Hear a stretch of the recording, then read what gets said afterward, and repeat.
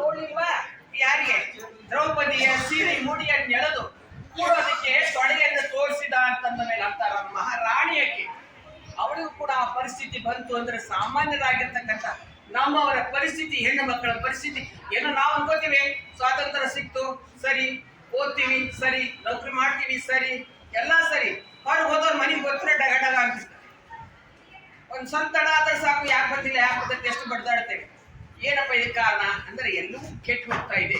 ಸಂಸ್ಕೃತಿಯನ್ನು ಕಾಪಾಡೋದು ಸ್ತ್ರೀ ಪುರುಷರಿಬ್ಬರ ಆದ್ಯ ಕರ್ತವ್ಯ ಅನ್ನೋದನ್ನ ಹೇಳ್ತಾ ನಿಮಗೆ ಹೆಚ್ಚು ಹೆಚ್ಚು ಭಗವಂತ ಒಳ್ಳೆಯದ್ರ ಕಡೆಗೆ ಸಮಾಜವನ್ನು ಒಯ್ತಕ್ಕಂಥ ಶಕ್ತಿಯನ್ನ ಕೊಡ್ಲಿ.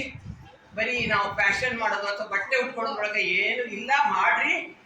ಆದರೆ ಸಾಧನೆ ಕಡೆ ನಮ್ಮ ಲಕ್ಷ್ಯ ಇರಬೇಕು. ಇತಿಹಾಸ ಬರಿಬೇಕು. ಅದು ಎಂಥದ್ದು ಅಂದ್ರೆ ಬರೀ ಇದಲ್ಲ, ವಿಶ್ವ ಮೆಚ್ಚತಕ್ಕಂಥ ಇತಿಹಾಸವನ್ನು ಬರೆಯುವ ತಾಕತ್ತು ನಿಮಗಿದೆ. ನಿಮಗೆ ಬಹಳ ಶಕ್ತಿ ಇದೆ. ನೀವು ನಮ್ಮ ಶಕ್ತಿಯನ್ನು ನೀವು ಏನದಂತ ನೀವು ನೋಡ್ಕೊಂಡೇ ಇಲ್ಲ. ಅವ್ರು ಹೇಳಿದ್ದನ್ನ ನಂಬ್ಕೊಂಡು ಹಿಂಗೆ ಮೂಲ ಕೂತಿದ್ದೀರಿ.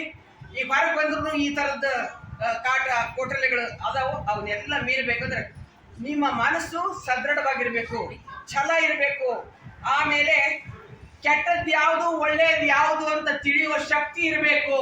ಯಾರೋ ಒಬ್ರು ಮೇಡಮ್ ನಿಮ್ ಸೀರೆ ಚಂದ ಕಾಣಿಸ್ತೈತಿ, ನೀವು ಬಹಳ ಚಂದ ಇದ್ದೀರಿ, ಆಯ್ತು ಕಿವಿ ಜೋತ್ ಬಿಟ್ರೆ ನೋ, ಕಿವಿ ಜೋತ್ ಬಿಟ್ಟಿವಿ ಅಂತಂದ್ರೆ ಬೆನ್ನಿಗೆ ಹಾಕಿ ಬಿಡ್ತು ನೋಡ್ರಿ ಕಿರಿಕಿರಿ. ಅದಕ್ಕೆ ಅವುಗಳನ್ನೆಲ್ಲ ಬಿಟ್ಟು ನಾನು ಭಾಳ ಬರ್ದಿದ್ದೇನೆ. ಹಿಂಗೆ 30 ಪುಸ್ತಕ ಬರ್ದಿದ್ದೀನಿ. ನಾವು ಇವರಷ್ಟು ಬರ್ದಿಲ್ಲ, ನಾವು 140 ಹೇಳಿ ನಮ್ಗೆ ಗೆಳತಿ. ನಾನು ಅಷ್ಟು ಬರ್ದಿಲ್ಲ, ಒಂದು 30 ಬರ್ದಿದ್ದೀನಿ. ಆ ಯೂನಿವರ್ಸಿಟಿಯಲ್ಲಿ ನಾನು ಪಟ್ಟದಲ್ಲಿ ನನ್ನ ಕವಿತೆಗಳು ನಡೀತಾ ಇದ್ದಾವೆ ಸದ್ಯದಲ್ಲಿ. ನನ್ನ ಕೆಲವು ಕವಿತೆಗಳು ಭಾರತೀಯ ಎಲ್ಲ ಭಾಷೆಗೆ ಟ್ರಾನ್ಸ್ಲೇಟ್ ಕೂಡ ಆಗಿದ್ದಾವೆ. ಒಟ್ಟಿನಲ್ಲಿ ಅದೆಲ್ಲದಕ್ಕೂ ಕಾರಣ ನೀವುಗಳು, ನನ್ನ ಹೆತ್ತವರು, ಹೊತ್ತವರು, ನನ್ನನ್ನು ಕಟ್ಟಿಕೊಂಡವರು. ಆಮೇಲೆ ಏನೂ ಆಗಿಲ್ಲ ನೋಡಿ, ಇನ್ನೊಂದು ಹೇಳ್ತೀನಿ, ಇನ್ನೊಂದು ಹೇಳಿ ಮುಗಿಸ್ಬಿಡ್ತೀನಿ ನನ್ನ ಮಾತು. ನಾನು ಲೆಕ್ಚರರ್ ಆಗಿದ್ದೆ. ನಮ್ಮ ಮನ್ಯಾಗ ನಮ್ಮ ತಂದೆ, ನಮ್ಮ ಅಜ್ಜಿಗೆ ಇಬ್ಬರೇ ಮಕ್ಕಳು, ನಮ್ಮ ಅಪ್ಪ ನಮ್ಮ ಅತ್ತಿ.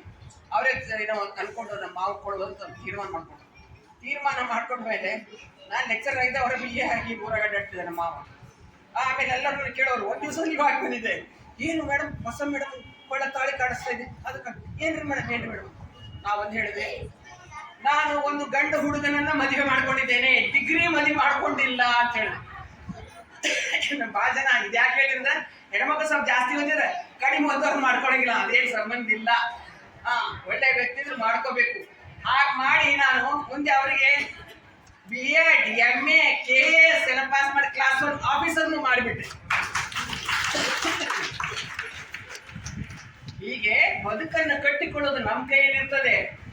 ನಮ್ಮ ಶೀಲವನ್ನು ಉಳಿಸ್ಕೊಳ್ಳೋದು ನಮ್ಮ ಕೈಯಲ್ಲಿರ್ತದೆ. ಸಾಧನೆ ಮಾಡುವುದು ನಮ್ಮ ಕಡೆ ಇರ್ತದೆ. ಮನಸ್ಸು ಸದೃಢವಾಗಿದ್ರೆ ಇಡೀ ಜಗತ್ತನ್ನೇ ಗೆಲ್ಲಬಹುದು.